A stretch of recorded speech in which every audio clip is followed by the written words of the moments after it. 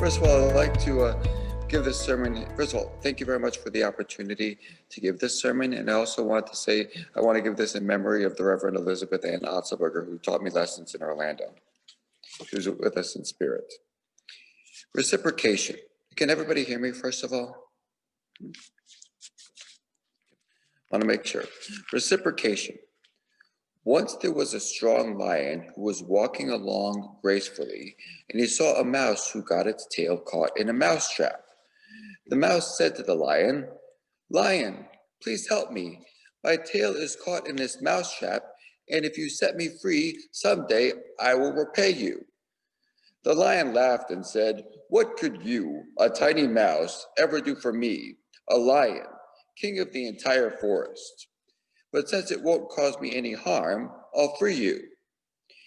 And the lion freed the mouse from the mousetrap by opening it with his paw.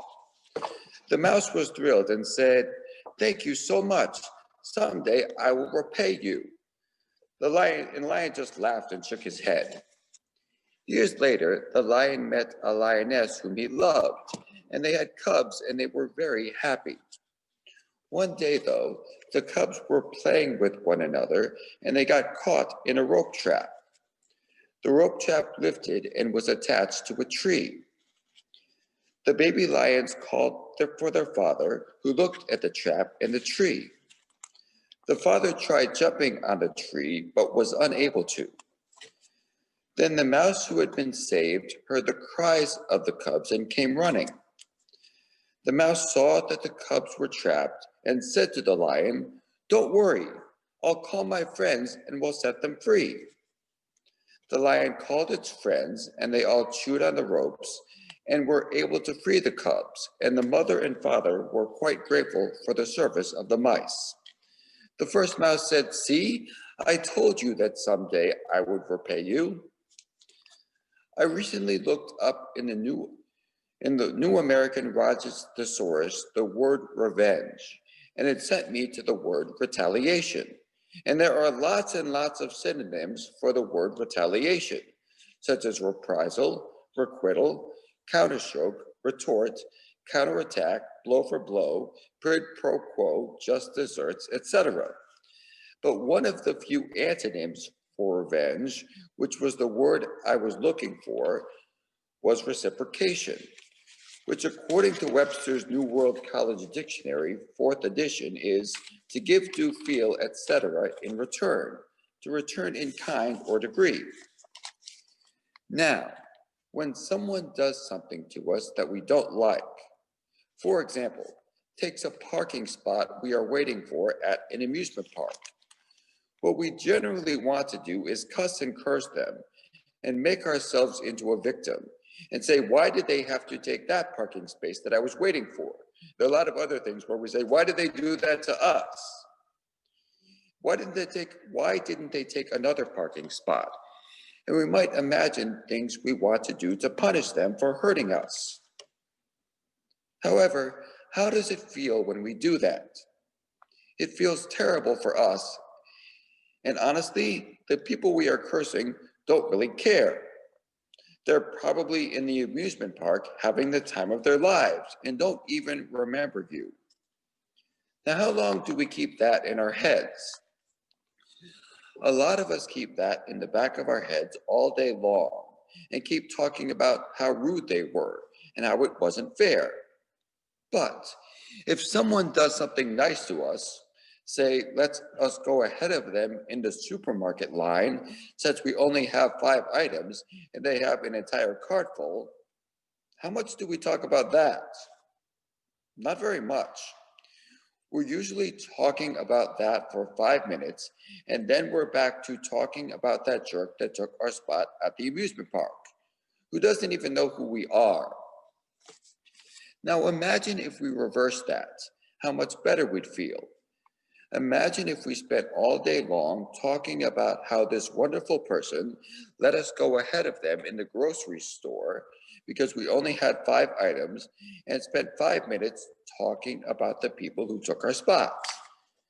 Now, who's being affected by the way we feel? Us, our friends, and our families are.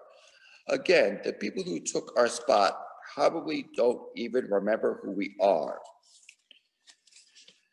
There are other examples about how we can make the story of the lion and the mouse even better. My mom had a discussion with a classmate of hers about groups of people. There was a certain group of people, all called Group A, who felt that another group of people, all called Group B, were getting all the government benefits, such as housing, free housing, free food, free healthcare, etc.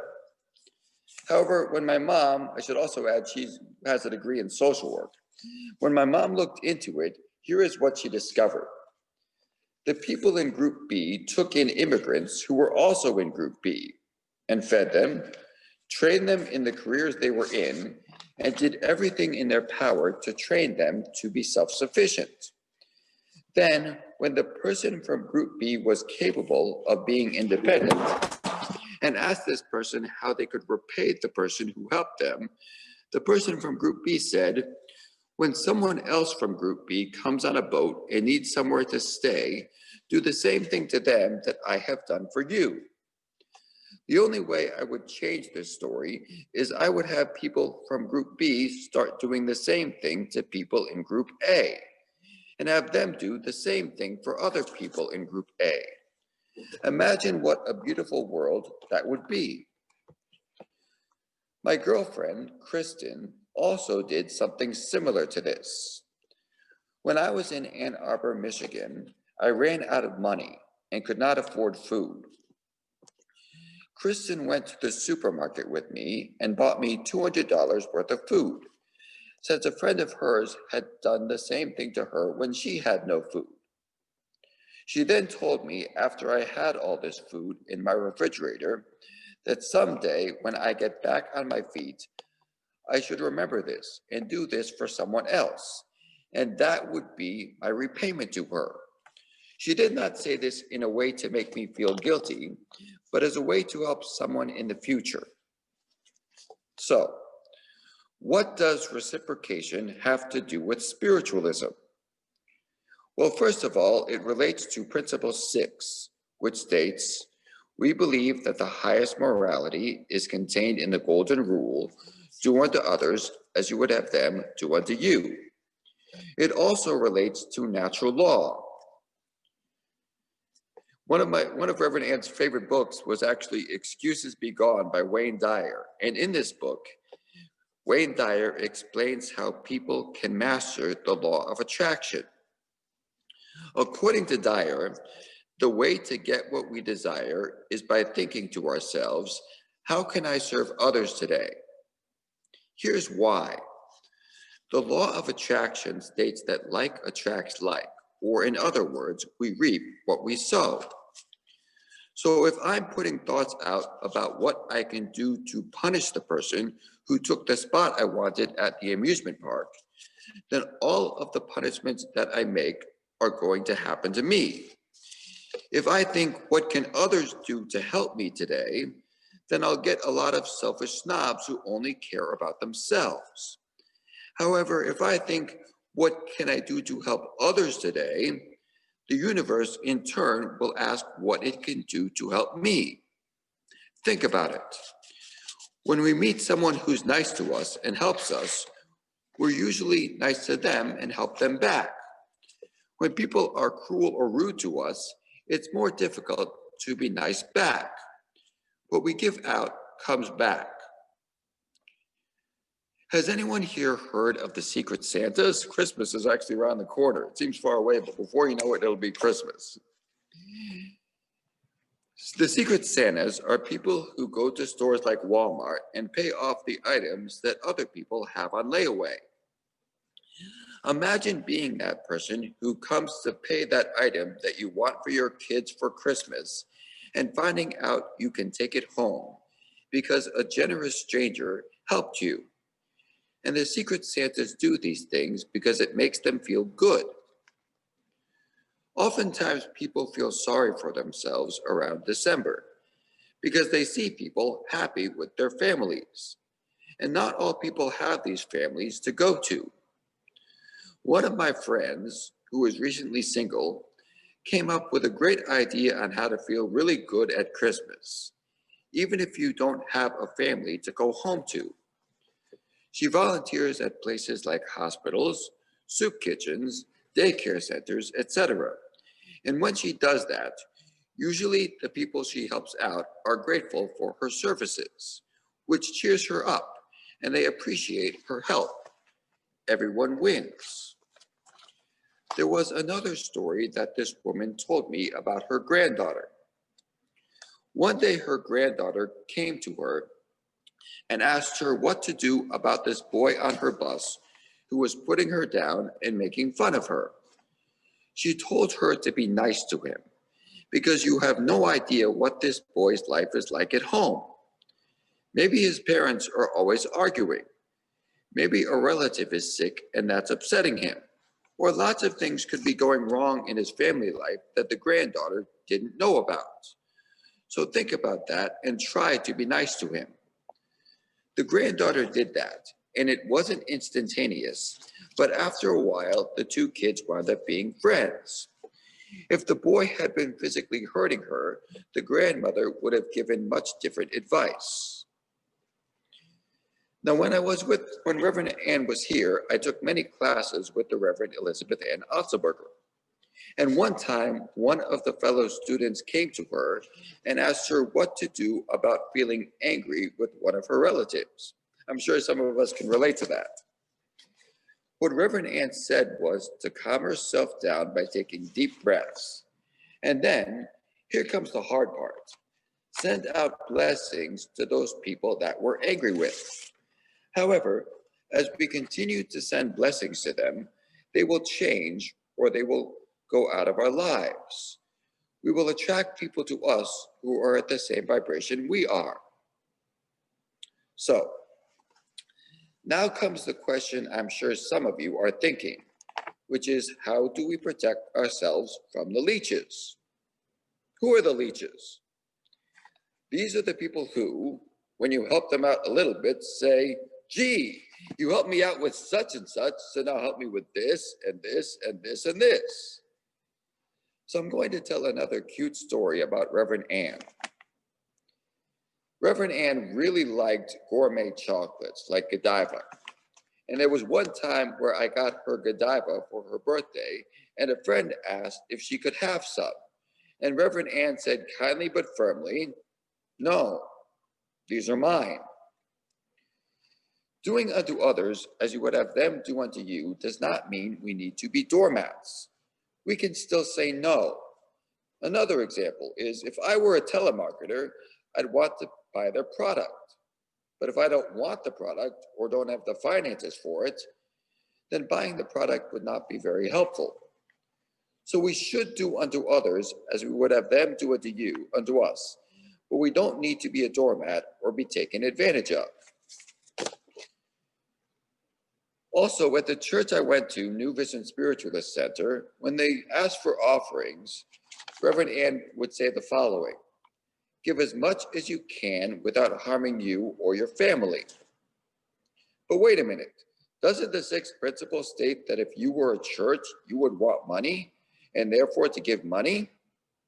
Yes, it does. But if you are unable to without doing harm to yourself or your family, then we'll want you to wait until you can give without doing harm to yourself or your family. You also attract more bees with honey than with vinegar. People don't like to deal with or be friends with people who are negative, who are threatening us, or who are bitter. Generally, people like to be around other people who are happy. That's the reason why waiters and waitresses usually smile when they come to your table. They'll get more tips if they're smiling than if they're frowning. 1 second. I also used to be a substitute teacher, and the children I taught tried everything imaginable to get out of doing schoolwork. They started fistfights with each other, tried distracting me, tried threatening me, tried screaming, but the tactic which was the most ingenious was there was a little kid who said, "I love you," and it was really hard to force him to do his schoolwork because instead of feeling like this was another tough kid who was threatening me, I felt that he was on my side and cared, even though I had just met the child. But then one of the seasoned teachers said, "I love you too, but you still have to do your schoolwork." Imagine if we did that in situations at our jobs, even if we just said it to ourselves. When someone at work says something that we disagree with, instead of being angry, just say to yourself, "I love you." There's also a song from the musical, The Sound of Music, which goes, "When the dog bites, when the bee stings, when I'm feeling sad, I simply think of my favorite things, and then I don't feel so bad." And this is a valuable coping mechanism. Again, let's look at the situation in the amusement park's parking lot. You see the parking spot, you're happy, and you're about to pull in. And there comes the car that rushes in and takes the spot. You've been going around this parking lot for half an hour. Now, imagine how much fun being in the amusement park will be, and just let go of needing to be in control of when you'll get the parking spot. We cannot control what others do, but we can control how we react to these stimuli. Simply think of our favorite things. In looking back at the story of the lion and the mouse, we can see how heartwarming and beautiful reciprocation can be. We see how it changes our emotions and therefore our days for the better. There are lots of words for retaliation, but few words for reciprocation. A lot of us focus our energy on the bad things that happen during our day, like someone taking our spot at an amusement park, as opposed to telling the story of the good things that happen, such as someone letting us in front of them at the supermarket. We can change that by focusing our attention on all the good things that have happened to us. Many people help people, and the return that they ask for is to have that person help someone else in the future, which is not about guilt, but about helping others. We can learn to bless our enemies, since this will allow more blessings to come to us. This is shown in Spiritualism by Principle 6, which is about the Golden Rule. Practicing Principle 6, though, does not mean we can't say no. We can and should say no when appropriate. When thinking about how we can help others, though, will attract wonderful things into our lives. We should also learn to bless and be friendly with all people, even if they are negative, since this will allow positive things to come our way. So I want you to think this week, what can we do to start the process of reciprocation? Thank you, and God bless you.